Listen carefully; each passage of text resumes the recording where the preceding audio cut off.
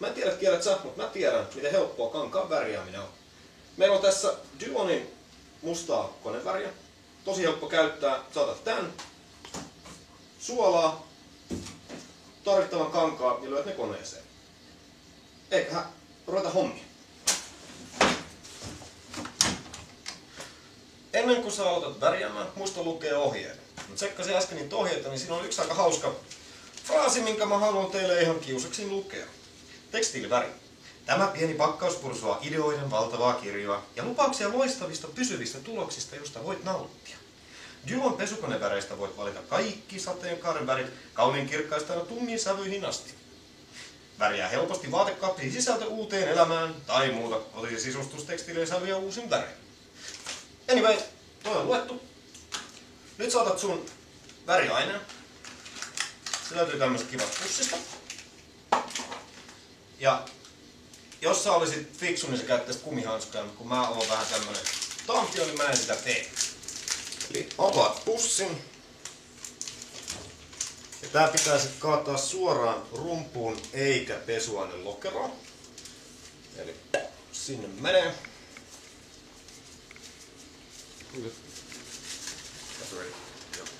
Noin. Ja sitten sä tarvit 0,5 kiloa suolaa.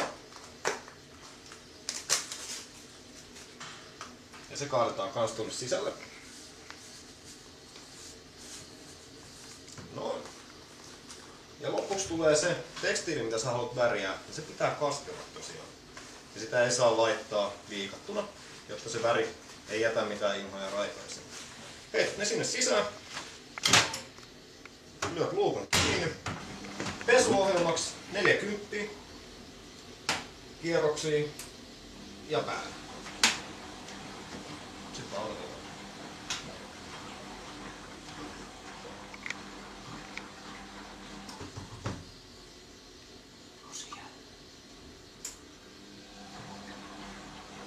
Sillä välin kun toi pyörii tossa, niin mulla tulee aikaa näyttää vähän mitä me ollaan värjätty.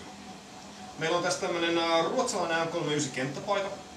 Nää on luonnonkuitua ja alkuperäinen värihän on ollut siinä luonnonvalkoinen kautta erittäin vaalea harmaa. Niin me vähän tummennettiin, tässä on harmaa ja sitten löytyy myös violetti. Et tästä näkee nyt juuri sen, että miten se luonnonkuitu ottaa sen värin vastaan. Eli tähän se imeytyy ihan täysin. Sitten on seuraava esimerkki. PV-kenttäpusar. Tämähän on maastokuvioitu. Ja tässä on nyt huomio se, että tämä on aika polyesterivoittoinen. Eli tästä on yli puolet polyesteria ja loput on puuvillaa.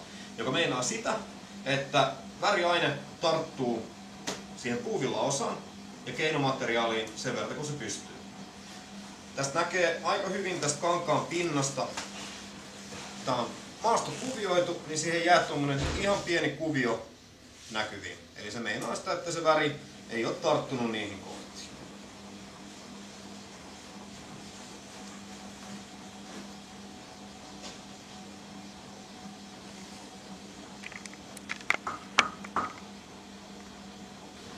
No niin, ensimmäinen kierros pesusta on tehty, kuten näkyy.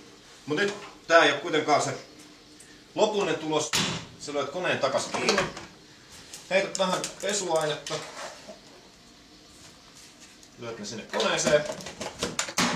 Luukku kiinni, kone päälle. Ja nyt sitten tän jälkeen muistat pestä yhden kerran pesuaineen kanssa koneen ympäri. Että kaikki värit lähtee pois ja sä et sitten pilaa niitä sun kivoja villapaitojas. Mut ei siinä. Lähdetään rullaamaan.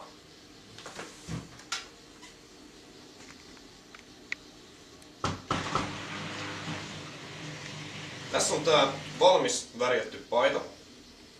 Ja mehän vedettiin tää mustalla värillä ja pohjaväri oli vaalean sininen. Niin tästä huomaa nyt sen, että kun tää on puuvilla polyesteri, niin se väri ei tartu ihan kaikkiin paikkoihin.